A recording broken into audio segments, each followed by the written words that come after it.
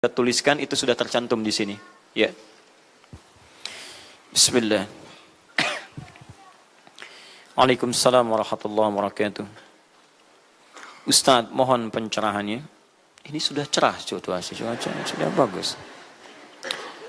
Mengenai peringatan Maulid Nabi Muhammad SAW, apa hukumnya? Dan bagaimana kalau umat Islam memperingatinya? Terima kasih atas pencerahannya. Waalaikumsalam warahmatullahi wabarakatuh. Baik, saya ingin kita paham dulu akar persoalannya. Al-Quran, surah ke-61, ayat yang ke-6, paling kiri sebelah atas. Quran, surah kedua Al-Baqarah, ayat 129, paling kiri sebelah atas. Kemudian Al-Quran, surah Yunus 10, ayat 57 sampai 58. Ditutup dengan At-Taubah di dua ayat terakhir. Taib. Sudah? Sekarang saya ingin coba kita membiasakan dulu untuk menilai sesuatu dengan penilaian secara ilmiah yang bersumber pada dalil-dalil yang ada. Tidak sekedar menganalogikan dan main tebak-tebakan. Itu nggak baik dalam menyimpulkan hukum. Ya. Bismillah. Sekarang secara akademis, secara ilmiah, membahas sesuatu oleh para ulama diposisikan dulu, dispesialisasikan dulu dalam bentuk ta'rif namanya, definisi. Jadi kalau Anda ingin membahas sesuatu, kita harus sepakat dengan definisinya dulu. Ya, disebut dengan ta'rif. Ta'rif ini harus punya sifat jami' mani'. Jami menghimpun semua unsur yang akan didefinisikan. Mani mengeluarkan segala hal yang tidak terkait dengan definisi. Sehingga pembahasan kita akan fokus pada hal yang akan dibincangkan. Awas hati-hati. Kita ingin berbicara tentang sesuatu, tapi kita tidak sepakat dengan definisinya. Bagaimana bisa menyimpulkan hukumnya? Dan kelemahan orang-orang sekarang, ketika berbicara hukum, dia tidak tahu apa yang dibincangkan. Sekarang misal, kita akan bertanya tentang maulid. Apa hukumnya maulid? Kita harus sepakati dulu apa itu maulid. Awas, ini penting ini. Banyak masalah yang muncul sekarang tapi tidak disepakati tentang ini. Banyak orang bahas tentang hukum musik. Hukum musik begini-begini. Begitu saya tanya apa itu musik, bingung dia jawab. Apa itu musik? Anda mesti sepakat dulu musik itu apa. Di zaman Nabi apa yang disebut dengan musik. Zaman sekarang apa yang disebut dengan musik. Ketika Nabi menyampaikan hukum musik, apa yang dimaksudkan oleh musik di situ. Kalau antum paham tentang definisinya, maka keluarkan turunan hukumnya. Maka lebih mengerti di situ. Nah sekarang maulid, apa itu maulid? Sekarang begini, maulid atau maulud? Mana yang benar? Bukan Allahu a'lam, harus dicari kita. Mana maulid atau maulud? Antum sibuk menilai, ini maulid tidak benar. Oh, jadi yang benar maulud. Maulud juga tidak benar. Masya Allah. Apa maulid, apa maulud? Baik, lihat. Kalau disebutkan maulid, itu waktu kelahiran. Waktu kelahiran. Awas hati-hati nih ya, hati-hati. Ada kemarin saya lihat tulisan begitu bersemangat, Masya Allah. Panjang-panjang nulis, ternyata salah paham. Pahamnya salah. Ya. Maulid itu ulang tahun. Bukan. Bukan ulang tahun maulid itu. Bukan ulang tahun, bukan peringatan ulang tahun maulid itu. Ingat baik-baik. Kalau pakai peringatan itu pakai Eid. Eid, Idul Milad. Ya, hari kelahiran, peringatan hari kelahiran, ulang tahun. Tapi kalau cuma maulid itu waktu kelahirannya. Awas hati-hati ya, hati-hati dalam memahami sesuatu. Kita masih detil dan jeli dalam memahaminya. Jadi kalau disebutkan maulid itu waktu kelahirannya. Kalau disebutkan maulud itu artinya bayi yang lahirnya. Bayinya yang dilahirkan. Nabinya. Kalau dalam konteks nabi. Jadi kalau disandingkan dengan kalimat maulidun nabi artinya waktu lahirnya nabi. Jelas ya? Kalau mauludun nabi, maulud nabi itu artinya nabinya, nabi yang dilahirkan. Jelas? Saya ulang, maulid apanya? Waktunya. Kalau maulid nabi artinya apa? Waktu nabi dilahirkan. Baik, maulud artinya apa? Nabinya. Kalau maulud nabi artinya apa? Nabinya yang lahir. Jelas sampai sini? Sudah. Ya, selesai pembahasan secara bahasanya. Nah sekarang, apa hukumnya maulid Nabi? Maulid Nabi nggak ada hukumnya. Karena waktu lahirnya Nabi, bagaimana kita bisa melekatkan hukum pada waktu lahirnya Nabi? Lahir ya lahir. Jelas ya? Ustadz, apa hukumnya maulid Nabi? Antum kenapa? Apa hukumnya waktu lahirnya antum? Hah? Antum lahir apa hukumnya? Kapan antum lahir? Ustaz, kapan antum lahir? 11 September. Apa hukumnya? Apa hukumnya? Apa hukumnya saya lahir? Lahir ya lahir. Jelas ya? Jadi kelahiran seseorang itu nggak ada hukumnya. Qadar Allah yang menjadikan dia terlahir. Dan dengan kelahiran itu dia punya misi dalam kehidupan. Mencari bekal untuk kembali kepada Allah subhanahu wa ta'ala. Jadi kalau bertanya hukum kelahiran seseorang, lahir ya lahir. Nggak ada hukumnya di situ. Paham ya? Hukum itu terletak pada perbuatan seseorang, bukan pada kelahiran seseorang. Ketika dia berbuat dengan aspek kesadarannya, maka muncul hukum di situ. Awas, antum pun mesti belajar tentang hukum. Jangan salah menyebutkan hukum. Hukum terletak pada perbuatan, bukan pada benda, dan bukan terletak pada waktu. Jadi ketika ada perbuatan melekat pada benda dan waktu itu, maka muncul hukum. Apa hukum gelas? Halo? Tidak ada hukumnya. Tapi kalau menyebutkan apa hukum gelas yang menampung kemudian barang yang haram yang digunakan gelas ini melakukan perbuatan haram, baru muncul haram. Apa hukumnya gelas yang digunakan untuk melempar orang lain? Haram hukumnya. Apa hukumnya gelas yang digunakan menampung air minum untuk diminum dalam keadaan yang sehat? Sunnah hukumnya. Jelas ya? Apa hukumnya golok? Golok digunakan apa? Kalau digunakan menyembelih hewan kurban, maka jadi sunnah hukumnya. Kalau golok digunakan untuk menyakiti orang lain, mengancam. Siapa nama kamu? Masya Allah pakai golok. Ya, hati-hati. Nah, itu haram hukumnya. Jadi benda terletak kepada, maaf, perbuatan yang melekat kepadanya. Apa hukumnya hari kelahiran? Hari kelahiran gak ada hukumnya. Yang melekat hukum itu bagaimana menyikapi hari kelahiran itu. Itu poinnya. Paham ya? Ketika ada perbuatan melekat kepadanya, maka di situ ada hukum. Maulud itu bayinya, berarti nabinya. Apa hukum maulud? Apa hukumnya nabi? Nabi yang lahir gak ada hukumnya. Jadi kalau Anda menolak maulud dengan pengertian seperti ini, maka Anda keluar dari Islam. Kalau dalam hukum seperti ini, saya menentang maulid Nabi, berarti Anda menentang kelahiran Nabi SAW. Saya menentang maulud Nabi, berarti Anda berhadapan dengan Nabi, Anda musuh Nabi. Jadi kalau Anda dimaksudkan dengan kata maulud dan maulid, Anda tidak bisa menentangnya, bisanya menerima. Saya menerima. Menerima. Kenapa? Karena dalam pengertian bahasa, maulid itu artinya waktu kelahiran. Maulud artinya nabinya. Jangankan saya, siapa saya dibandingkan Nabi Isa alaihissalam? Nabi Isa itu hidup 600 tahun sebelum Nabi Muhammad SAW dilahirkan. Nabinya belum ada. Nabi Isa sudah ada. Tiba-tiba, umatnya menduga, Nabi terakhir itu Nabi Isa. Karena Nabi Isa punya sifat yang mirip di ramalan kitab, yang mengatakan Nabi terakhir itu punya sifat baik dengan masyarakat lingkungan sosialnya. Dan Nabi Isa itu lembut luar biasa. Jangankan pada manusia, pada hewan pun itu lembutnya luar biasa. Jalan dengan muridnya. Di perjalanan kemudian ada aliran anak sungai melihat bangkai hewan. Sudah jadi bangkai, baunya luar biasa. Kata muridnya, guru, bau sekali bangkai ini.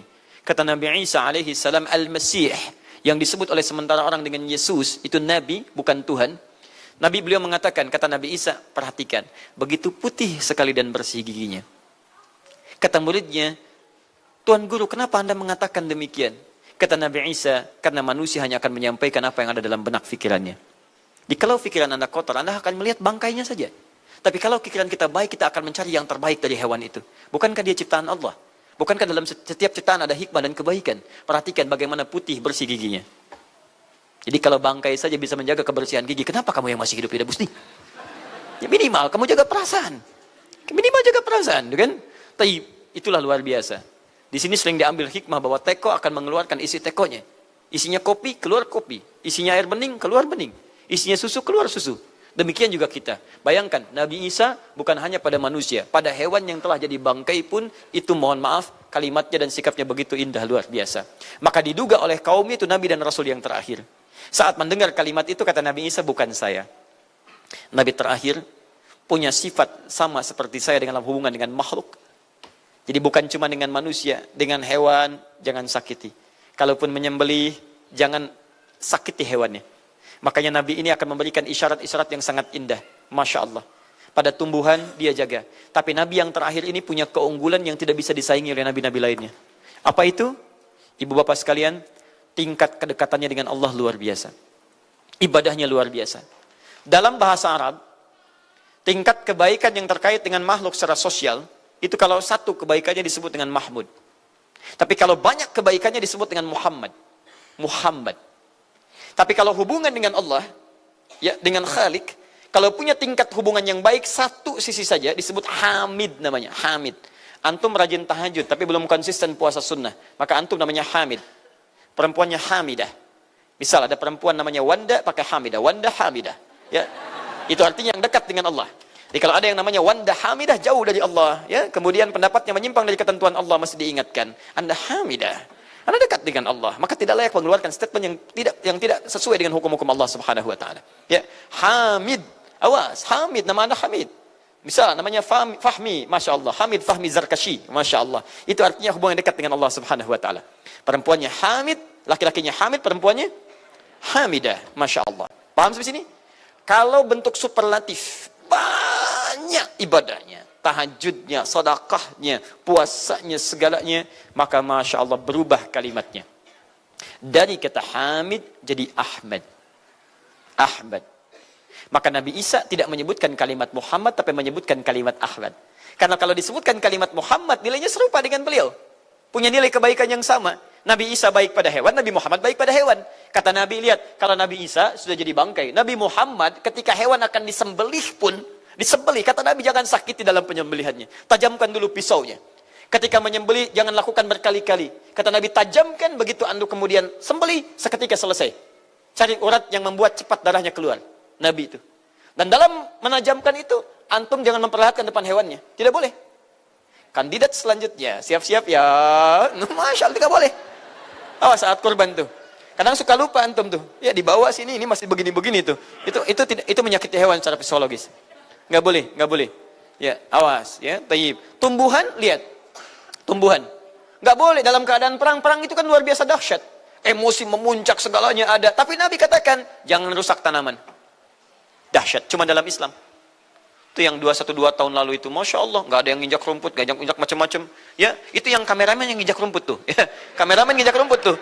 Yang kameramen begitu diinjak, dimunculkan di media gitu kan. Wah, tapi lihat betapa rapi, bersih. Itulah Islam. Tapi jangan cuma 212 saja. Ya, 312, 412, 484 dan sebagainya. Jadi, semua yang ada setiap hari kita jaga. Ada tumbuhan, jaga. Yang praktekkan negara lain. Di New Zealand ada tumbuhan, antum sedang ngidam, papa pengen daun itu, tunggu sampai jatuh. Nggak bisa diambil. Begitu diambil, denda.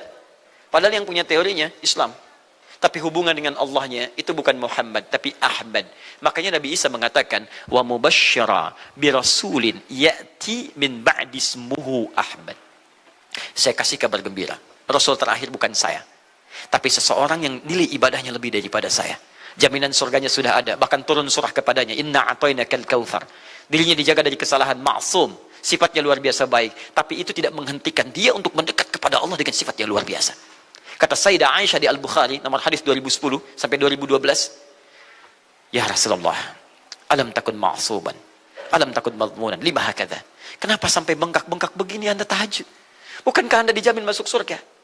Dijaga dari kesalahan. Apa kata Nabi? Afala akunu abdan syakura. Apa aku nggak boleh jadi hamba yang bersyukur kepada nikmatnya Allah Subhanahu Wa Taala. Tahajudnya sampai bengkak. Nabi, Rasul, ahli surga, dijaga dari kesalahan, tidak ada hisabnya, masih mau tahajud sampai bengkak kakinya. Ditanya oleh istrinya, kenapa sampai begini? Kata beliau, ringan saja. Nggak boleh aku bersyukur. Masya Allah, ada orang Nabi bukan, Rasul bukan. Surga belum ada jaminan, amal berantakan, hisab menegangkan. Masya Allah, bangun mata bengkak. Kaki biasa. Tahajud tidak subuh lewat. Ini Masya Allah. Cita-cita surga Firdaus. Luar biasa. Makanya Nabi Isa mengatakan Ahmad bukan Muhammad. Dan ini bukan isyarat Nabi baru. Karena nama yang melekat pada Nabi terakhir semuanya sifat. Bukan nama zat. Ini bukan melegalkan ada seorang bernama Nabi baru datang kemudian namanya Ahmad. Bukan. Kata Nabi, saya Nabi terakhir. La Nabi ya ba'di, nggak ada Nabi setelah saya. Jadi nggak ada istilah Ahmadi. Pengikut Ahmad nggak ada. Ya, dalam arti pengikut Nabi Muhammad sallallahu alaihi wasallam. Yang jadi clue persoalan kita terkait dengan pertanyaan ini, Anda bisa bayangkan, Nabi Isa 600 tahun sebelum lahirnya Nabi Muhammad sallallahu alaihi wasallam. Perhatikan, ikutan bahagia dengan kelahiran Nabi. Sampai kebahagiaannya diungkapkan pada umatnya. Saya kasih kabar gembira ya. Nggak mungkin orang kasih kabar gembira perasaannya sedih. Kenapa saya kasih kabar gembira? Nggak ada. Kasih kabar gembira itu dalam keadaan bahagia hatinya. Kalaupun menangis, tangisan kebahagiaan. Anda bisa bayangkan, Nabi, Rasul, mukjizatnya hebat. Sekali usap, penyakit sembuh. Menghidupkan orang mati, keduanya dengan izin Allah Subhanahu Wa Taala. Bahagia dengan kelahiran Rasul Sallallahu Alaihi Wasallam. Antum nabi bukan, rasul bukan. Maaf, tidak punya mukjizat seperti Nabi Isa. Mayat dipanggil-panggil nggak bangun, diusap penyakit makin sakit. Tuh, lalu antum tidak bahagia dengan kelahiran Nabi, antum siapa? Nabi Isa aja bahagia, masa antum bukan Nabi tidak bahagia? Dan hebatnya, ada orang bisa bahagia, nabinya belum lahir. Biasanya sifat bahagia dalam kelahiran itu setelah bayinya lahir, bukan sebelum lahir. Alhamdulillah. Akhi, kenapa antum? Alhamdulillah, saya punya anak laki-laki, namanya Abdurrahman. Kapan? Nanti setelah menikah. Masya Allah. Nikah aja belum, kenapa bisa memberikan kabar gembira? Antum kenapa, akhi? Itu dia, akhi boy tiba-tiba seperti itu. Orang bingung. Akan bubar pengajian kalau ustadznya begitu. Ya. Jadi mustahil ada orang memberikan kabar gembira ketika bayinya belum lahir. Tapi kemuliaan Nabi Muhammad SAW menjadikan seorang Nabi Isa belum lahir, nabinya sudah merasakan gembira dan memberikan kebahagiaan pada umatnya. Kalau bukan Nabi Muhammad, mustahil. Ada kemuliaan tersendiri bagi Nabi Muhammad SAW. Setiap Rasul menantikannya. Nabi Isa menantikan. Masa antum tidak menantikan itu? Jadi kalau ada orang menolak maulid dalam arti waktu kelahirannya, maka dia telah ingkar pada Nabi Muhammad SAW. Maulud Nabi Ibrahim AS. Antum kenal Nabi Ibrahim? Oh, Masya Allah. Luar biasa.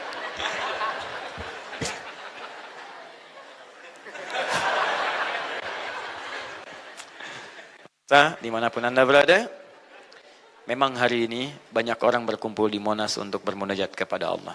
Tapi tidak harus menjadikan kita menjadi tidak fokus. Di sini ada yang kenal Nabi Ibrahim. Alhamdulillah. Nabi Ibrahim, Nabi Ismail alaihi wassalam, keduanya meninggikan bangunan Ka'bah. Setelah selesai bangunan Ka'bah ditinggikan, keduanya berdoa di samping Ka'bah. Apa doanya? Doa maulud. Lahirnya, bayinya. Nabi terakhir yang lahir di samping Ka'bah, yang ditinggikan oleh keduanya. Ya. Wa idh yarfa'u Ibrahimul qawa'ida minal baiti wa Ismail, ayat 127-nya. Setelah selesai meninggikan bangunan pondasi Ka'bah ini, keduanya berdoa di samping Ka'bah. Di antara doanya ayat 129-nya. Rabbana wab'ath fihim rasulan minhum yatlu alaihim ayatika wa yu'allimuhumul kitab wal hikmah wa yuzakkihim innaka antal azizul hakim. Ya Allah, mohon utus seorang rasul dari kalangan mereka di tempat ini yang lahir di sekitaran ini. Jadi ada rasul yang lahir di dekat sekitaran Ka'bah. Hasil penelitian tidak ada rasul satupun yang lahir di dekat Ka'bah kecuali Nabi Muhammad SAW. Ya, silahkan cek. Kami baru kembali dari sana dan sampai sekarang tempat dilahirkannya masih ada dan disamarkan dalam bentuk museum. Ya, di bawahnya ada perpustakaan Al-Maktabah Qadimah. Di kalau antum dari Zamzam di sini, ini As-Saffah. Ya, nyebrang sedikit ini Istana Raja, dalam jarak cuma 15 meter ke sini kurang lebih. Lurus ke sini, kemudian belok langsung ke sebelah kanan. Di sini ada jembatan ke atas, ke lantai yang ketiga, ya, naik ke sini. Kemudian di sini antum langsung belok ke pintu sini.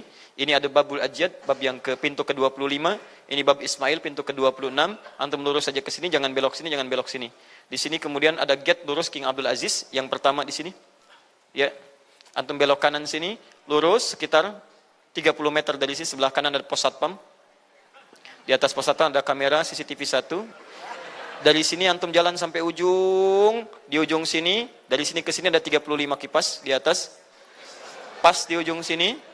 Kemudian ambil lurus ke sini, di sini ada bab Ali, ini masih dibuka, babus salam ini ditutup, di sini sebelumnya babun Nabi.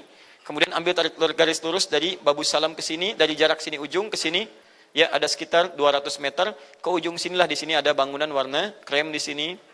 Di sampingnya ada tempat ngambil air Zam-Zam dengan menggunakan keran. Jadi kalau punya girigen, ingin ngambil banyak, jangan nyusahin orang ngambil di, misalnya di termos-termos yang besar itu. Ngambil dari sini, itu ada keran langsung. Dan gratis di situ. Ya, beli kompannya sekitar 5 real, antum ambil dari situ, masukkan airnya, bisa bawa ke hotel. Isi kapan bolak-balik di sini. Sampingnya persis, ini tempat Nabi dilahirkan. Ini maulud Nabi, bayinya lahir di sini. Ya, bayinya lahir di sini. Cuman disamarkan oleh pemerintah kerajaan Arab Saudi supaya tidak dikultuskan tempat ini. Karena begitu pernah ada yang tahu ini, banyak salah ibadah. Kan Ka'bahnya di sini, sholatnya ngadep ke sini. Betul Pak, Bu, pernah terjadi. Makanya kalau antum lihat, dari ujung saya sudah kelihatan. Dari ujung sudah ada di sini warna biru. Ya, ada tulisan di situ, ada gambar dicoret. Ada gambar orang sedang ruku ke situ. Ada sorban dan sebagainya. Ada tulisan di situ, jangan beribadah menghadap ke sini. Karena ini bukan kiblat, haram hukumnya. Dan ditulis dengan menggunakan bahasa Arab, bahasa Inggris, bahasa Urdu, plus bahasa Indonesia. Artinya ada orang Indonesia juga yang salah ke sini. Ya. Kalau tidak mustahil ditulis pakai bahasa Indonesia. Nggak ada tulisan bahasa Cina, bahasa Jepang dan yang lainnya. Ya. Nah, jadi ini kemudian dicoret, tapi tidak mencoret tentang situs pernah lahir di sini Nabi Muhammad SAW. Jadi artinya doa dua nabi tadi dikabulkan oleh Allah Subhanahu Wa Taala. Nabi Ibrahim, Nabi Ismail. Dan tahukah Anda, keduanya berdoa jauh sebelum kedatangan Nabi Isa. Saya pernah katakan 30 generasi sampai Nabi Ibrahim, tadi Nabi Muhammad SAW. Muhammad SAW bin Abdullah, bin Abdul Muttalib, bin Hashim, bin Abdul Manaf, bin Qusay, bin Murrah, bin Kilab, bin Ka'ab, bin Ghalib, bin Fihir, bin Malik, bin Nadar, bin Kinana, bin Khuzaimah, bin Mudrikah, bin Ilyas AS, bin Nizar, bin Mudar, bin Ma'ad, bin Adnan, bin Addi, bin Adri, bin Muqawwam, bin Nahur, bin Tarif, bin Ya'ruf, bin Yasjub, bin Nabit, bin Ismail AS, bin Ibrahim AS. 30 generasi. Ulangi Mas Boy. 30 generasi. Dari Nabi Ibrahim sampai Nabi Ismail alaihi wassalam, ya sampai kemudian ke Nabi Muhammad sallallahu alaihi wasallam. Anda bisa bayangkan nggak? Dua orang nabi, dua orang rasul. Gelar yang pertama Ibrahim alaihissalam Khalilullah, yang paling dekat dengan Allah. Jaminan surganya ada. Nabi Ismail disebut dengan gulamun halim oleh Al-Quran, yang paling perasa, yang paling dekat dengan Allah Subhanahu Wa Taala. Dua orang nabi paling dekat dengan Allah, disayang Allah, dijamin masuk surga. Inspirasi kisahnya sampai kita ke sekarang mendoakan kepada Allah tentang maulud Nabi, sehingga lahirnya Nabi Muhammad SAW 30 generasi setelahnya. Antum, Nabi bukan, Rasul bukan, tidak sedekat keduanya dengan Allah, jaminan surga nggak ada, hisab menegangkan, amalan berantakan. Kisah hidup antum belum tentu jadi inspirasi di masa depan. Sekarang pun tidak. Tiba-tiba antum menolak maulud, antum siapa? Kalau antum menolak maulud berarti antum menolak Nabi SAW dalam pengertian baiknya. Jelas ya? Jadi kalau kemudian ada disebutkan maulid dan maulud, itu artinya maulid waktu kelahiran, maulud bayi yang dilahirkan. Sekarang bagaimana menyikapi maulid dan maulud itu? Saya tahu nabinya dilahirkan, nabinya sudah ada. Jelas ya? Maka kemudian saya pun tahu waktu kelahirannya. Bagaimana kemudian menyikapi itu semua? Maka Masya Allah, Quran surah ke-11 tadi, 10 tadi, Yunus, ayat 57 sampai 58. Kalau sampai kemudian ke 58-nya, faliyafrahu. Gembira antum. Gembira, bahagia, silahkan. Ya, maksud tidak gembira, Nabi Isa gembira, kita tidak gembira. Ya, Nabi Ibrahim gembira, kita tidak gembira. Nabi yang tidak melihatnya gembira. Masa kita yang mendapatkan bagian Nabi tidak gembira? Jelas ya? Nabi yang mengharapkan hadir saat kedatangannya, gembira. Kita yang mendapatkan kedatangan beliau walaupun tak mampu melihatnya, dan kita menjadi umatnya, masa tidak gembira? Umat dulu bukan bagian umat Nabi Muhammad, karena Nabi Muhammad tidak hadir di zamannya. Gembira dengan berita kedatangan Nabi Muhammad, padahal nabinya belum datang. Masa kita yang jadi umatnya, yang nabinya telah kemudian kita dapati, walaupun tidak melihatnya, masa kita tidak ikutan gembira? Maka pertama kita mesti gembira. Maka yang kedua, bagaimana mengekspresikan kegembiraan itu? Maka contoh-contoh dari Nabi SAW, bagaimana mengekspresikan kegembiraan-kegembiraan dengan Nabi SAW itu, pertama Nabi sendiri menyikapi hari kelahirannya dengan berpuasa. Di hari Senin. Jelas ya? Ini bagi Nabi sendiri pribadinya. Nanti jadi hukum untuk kita. Maaf saya akan tafsirkan lebih luas karena ini jadi hukum-hukum turunan. Ketika Nabi puasa di hari Senin ditanya, ya Rasulullah kenapa engkau puasa? Kata Nabi, dzaka yauma wulidtu. Bima makna? Ini adalah hari aku dilahirkan. Hari aku dilahirkan. Jadi ini hukum kelahiran. Kalau antum misalnya masuk pada hari dilahirkan, boleh antum ikuti sunnah Nabi SAW. Apa sunnahnya? Puasa. Puasa. Kenapa puasa? Nabi SAW mencontohkan puasa. Hari Senin beliau puasa. Ketika antum puasa Senin, bukan cuma puasa sunnah, tapi ada nilai di situ. Nah kalau hari lahirnya antum bertepatan dengan hari yang tidak diperkenankan puasa, seperti Jumat misalnya, hari kita bahagia, maka kata para ulama, ambil hikmah dari nilai puasa itu. Puasa itu kan dua hikmahnya. Satu, meningkatkan ibadah yang baik. Kedua, mencegah maksiat. Silahkan cek, bukankah saat puasa ibadah antum meningkat? Silahkan cek, saat puasa. Jangankan yang fardu, yang sunnah dikejar kan? Jangankan koran yang dibaca, Al-Quran dibolak-balik. Maksiat ditekan, tidak ada orang puasa maksiat. Tidak ada. Ya, bahkan pelaku maksiat pun saat puasa, libur maksiatnya. Minimal takut batal puasanya. Jangankan maksiat, maaf, mencela orang pun dia tahan. Berdusta dia tahan. Jam 5 bu, tinggal 1 jam mau buka. Dicela orang habis-habisan. Oh, nggak balas dia. Kenapa nggak balas? Kan biasanya antum keras. Habis maghrib. Oh, habis maghrib. Luar biasa. Habis maghrib tuh. Begitu maghrib lupa. Habis maghrib lupa. Ya, kenapa? Dia jaga. Jadi hikmah orang puasa itu kalau sudah puasa, ibadahnya meningkat, maksiatnya hilang. Jadi kalau antum ikut rajin puasa, ibadah tidak meningkat, maksiatnya tetap ada. Ada yang salah dengan puasa antum. Makanya ketika datang hari kelahiran, sebetulnya yang paling tepat, kalau antum bertepatan dengan waktu-waktu sunnah puasa, antum puasa. Senin, antum puasa. Tapi kalau tidak bertepatan dengan waktu itu, hikmah puasa yang antum ambil. Antum koreksi diri sampai dengan hari kelahiran itu, berapa banyak ibadah sudah antum kumpulkan, berapa maksiat antum harus tangisi. Itu hikmah terbesarnya. Bukan rame-rame. Tiup lilinnya. Masya Allah, lilin ditiup, maksiat terus muncul. Apa faedahnya? Kasihan lilin tuh, udah dibakar, ditiup, dengan antum yang salah. Paham ya, teman-teman sekalian?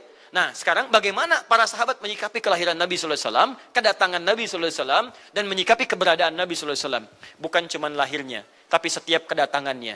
Nabi datang dari Madinah, dari Mekah ke Madinah disambut oleh para sahabat yang ada di sana.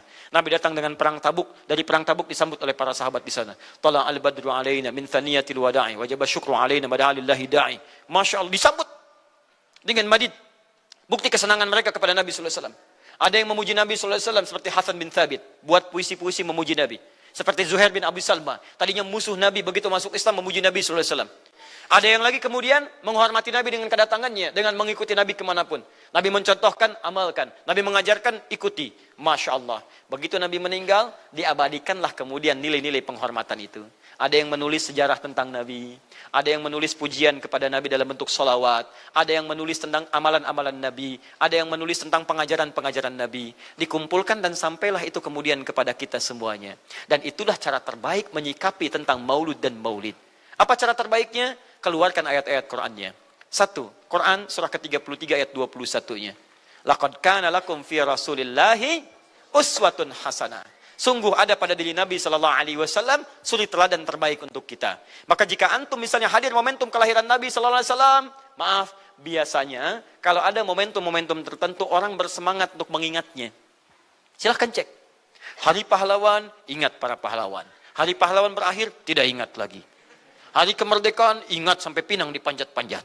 Begitu dipanjat, kenapa panjat pinang? Masya Allah, menghormati pahlawan. Hari pahlawan sampai naik panjat pinang.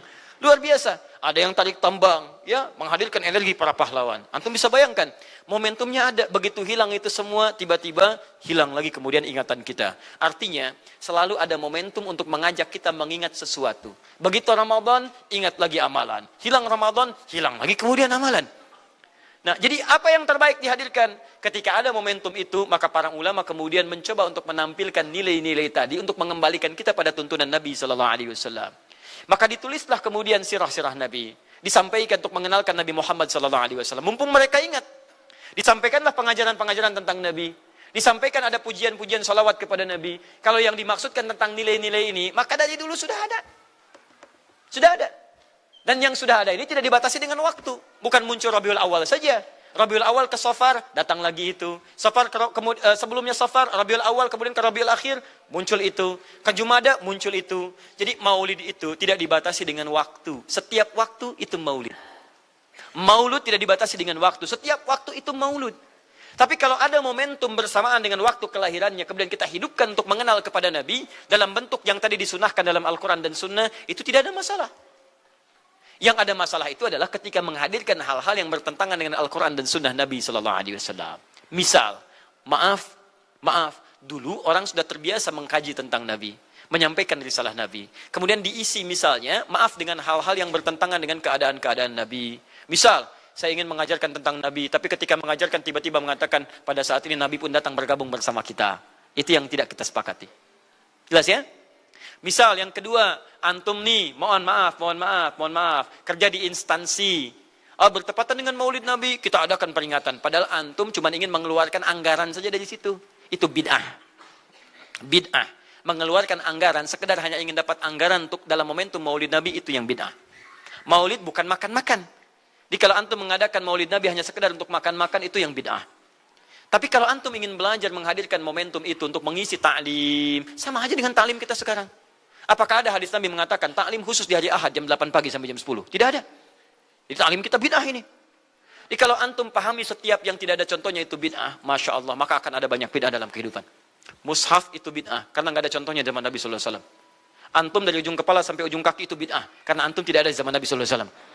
Ya, jadi jangan langsung menilai bahwa setiap maulid itu bid'ah. Bukan. Kalau momentum itu ingin diisi dengan ta'lim, ingin memperkenalkan Nabi, ingin mengajarkan syariat-syariat Islam, maka itu tidak ada masalah. Itu mengamalkan petunjuk-petunjuk ayat, bukan mengkhususkan di waktu itu, bukan. Karena ta'lim itu dibuka di setiap waktu, tapi menjadikan waktu itu untuk momentum, karena setiap orang sedang ingat Nabi pada saat itu. Das ya? Kapan lagi kita mendapati orang ingat Nabi? Maka ajarkan itu dan pesankan pada saat itu. Teman-teman, jangan cuma pada waktu ini ya, setiap waktu kita amalkan ingatan kita kepada Nabi sallallahu alaihi wasallam. Makanya saya kalau diundang, Ustadz ada maulid Nabi, saya datang untuk ceramah, untuk menyampaikan pesan-pesan terkait dengan Nabi sallallahu alaihi wasallam. Adapun masalah ritual-ritual saya tidak ikutan. Makanya paham, begitu saya datang pas ceramah. Ceramah, saya berikan ceramahnya. Nabi begini, apa itu maulid? Allahu alam. Bukan Allahu alam, kan antum bikin spanduknya di sini. Apa itu maulud? Maulud. Bukan maulud. Maulud itu begini, maulid itu begini. Ketika kita terangkan, kita sampaikan, Masya Allah. Antum tahu apa yang terjadi? Mereka mulai sholat dengan baik, masjidnya mulai ramai. Besoknya tidak ada ramai-ramai lagi. Begitu ada maulid, ceramah lagi. Ternyata ceramahnya nggak sampai maulid lagi. Besoknya ceramah lagi. Ahadnya ada waktu taklim. Dan itulah cara terbaik untuk memberikan penjelasan kepada masyarakat untuk mencintai Rasulullah Sallallahu Alaihi Wasallam. Paham ya? Jangan seketika, ini maulid bid'ah, Masya Allah. Antum tuh bid'ah dari kepala sampai kaki. Ya. Saya luar biasa kesal. Kadang ada orang bikin perbandingan begini. Maulid Nabi, maulid. Zaman Nabi tidak ada coret. Zaman sahabat tidak ada coret. Zaman tabi'in tidak ada coret. Zaman ini ada. Lalu diserupakan yang ikut-ikut ke sini. Antum kalau mengamalkan hukum seperti ini fatal. Zakat pakai beras. Zaman Nabi coret. Zaman sahabat coret. Ya, zaman tabi'in coret. Zaman ulama coret. Zaman antum ada bid'ah antum. Cara menyimpulkan hukum bukan seperti ini. Lihat turunannya, lihat dalilnya, lihat pemahamannya, lihat turunan-turunan fikihnya. Ya, bagaimana bisa zakat pakai beras ini jadi? Padahal contoh nggak ada. Dalil nggak spesifik. Ayo coba temukan. Nabi zakat pakai beras. Temukan. Kalau antum menemukan, Masya Allah saya bermohon kepada Allah supaya Allah mempercepat hajinya antum dan masuk surga tanpa hisab. Tiap hari saya doakan. Tidak cukup dengan amin. Cari dulu. Cari di setiap hadis Nabi zakat pakai beras. Saya sampaikan pada antum, sampai kiamat kurang 2 hari, antum nggak akan temukan. Sehari lagi buat sadar, ngapain nyari? Ya. Karena Nabi tidak pernah bersentuhan dengan beras. Silakan cari di kitab hadis palsu pun, sepalsu-palsunya nggak akan ditemukan. Capek pemalsu hadis mengarang hadis palsu tentang itu. Nggak akan didengar, nggak akan dilihat. Kenapa? Karena tidak ada. Ya, kata Muawiyah, hadza irqun, itu makanan pokok. Nabi zakat pakai kurma, pakai gandum. Ya, lihat, karena itu makanan pokoknya. Makanya setiap makanan pokok yang digunakan, kata para ulama, mendekati kaidah usul fikihnya. Lihat, kaidah usul fikih diambil di sini. Setiap yang punya keserupaan dengan itu, sekalipun teksnya tidak jelas langsung menunjuk, itu ada isyarat, namanya qarinah namanya. Kalau ada isyarat menunjukkan kepada itu, maka boleh digunakan sebagai alternatif lain dari makanan pokok yang tidak didapati di masa kita dengan generasi yang berbeda. Tapi kalau makanannya sama di setiap generasi, dia zakatnya pakai itu. Makanya orang Arab sampai sekarang pakai kurma, ada yang pakai gandum. Kita makanan pokoknya bukan itu. Antum makanan pokoknya apa? Beras, Masya Allah, beras. Baik pemirsa, beras itu makanan pokok bagi hewan yang bertembolok ya. Ayam, bebek itu beras. Baik, makanan kita nasi. Dan nasi bersumber dari beras. Baik, nasi bersumber dari beras. Jadi kalau kita ingin zakat pakai beras, boleh tidak? Nah, lihat bagaimana cara pendekatannya. Dalil belum ditemukan aslinya. Seperti maulid tadi, menyikapi dengan taklim macam-macam, nggak ada nas aslinya. Tapi korinahnya ditemukan, sama-sama makanan pokok, sama-sama taklim, sama-sama meminta untuk ikut ajaran, sama-sama mereka ingat tentang Nabi SAW. Maka semua hukum itu kita terapkan, jadilah hukum terapan dalam kehidupan kita. Paham? Dan itu tidak disebut dengan bid'ah. Jelas ya? Bid'ah. Alhamdulillah. Tapi kalau yang rame-rame tadi, yang tidak jelas ya, hanya menghabiskan anggaran, makan-makan tidak karuan, meyakini ini itu dan sebagainya, saya tidak sepakat dengan itu. Saya tidak sepakat. Allah Ta'ala alam bisawab.